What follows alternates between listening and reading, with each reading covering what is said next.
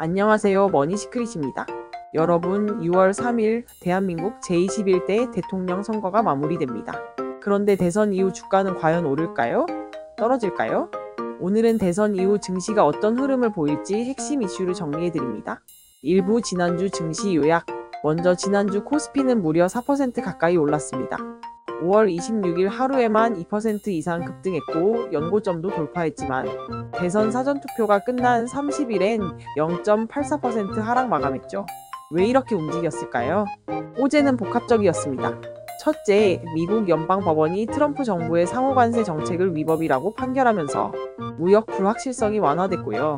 둘째, 한국은행은 기준금리를 0.25% 이하의 통화 완화 시그널을 줬습니다. 셋째, 글로벌 AI 강자 엔비디아의 호실적 발표도 투자 심리를 끌어올렸습니다.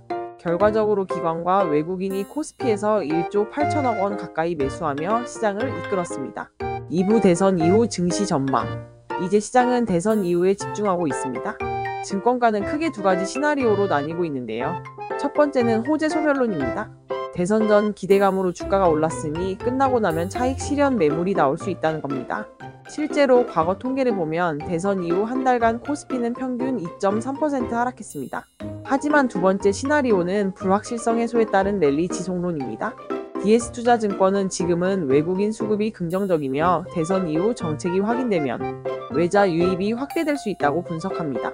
실제로 양당 후보 모두 주식시장 부양 공약을 내걸었거든요. 3부 부양 정책 및 수혜 종목. 이번 대선에서는 밸류업이 핵심 키워드로 부상했습니다. 이재명 후보는 부스트업, 김문수 후보는 장기 투자 세제 혜택을 내세웠습니다. 만약 정책이 현실화된다면 배당 확대나 자사주 소각 기대가 있는 기업들이 주목받을 수 있습니다. 예를 들어 미래에셋생명, 아모레퍼시픽, 현대모비스 등이 꼽히고 있고요. PBR이 낮고 자사주 소각 여력이 있는 삼성물산, DB손보 등도 거론됩니다.